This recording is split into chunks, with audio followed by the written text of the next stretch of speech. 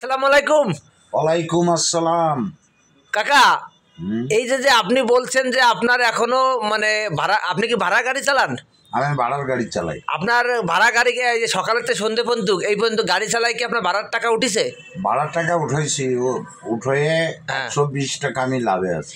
120 টাকা লাভে আছেন? হ্যাঁ। আচ্ছা, 120 টাকায় কি আপনার সংসার চলবে? আমার সংসার চলবে না তো, আমি রাত 9টা পর্যন্ত গাড়ি চালাই। আচ্ছা, এই যে আমাদের এই যে শেখ হাসিনা ম্যাডাম চলে গেছে, এতে আপনার কতটা ক্ষতি হয়েছে, না লাভ হয়েছে, না কি হয়েছে একটু বলুন তো।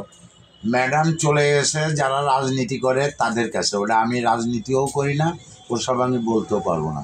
আমি করি পেটের রাজনীতি। পেটের রাজনীতি? সারাদিন কাজ করি, শ্রম দিই, যা ইনকাম হয় তাই দিয়ে বাজার করে বাড়ি নিয়ে খাই।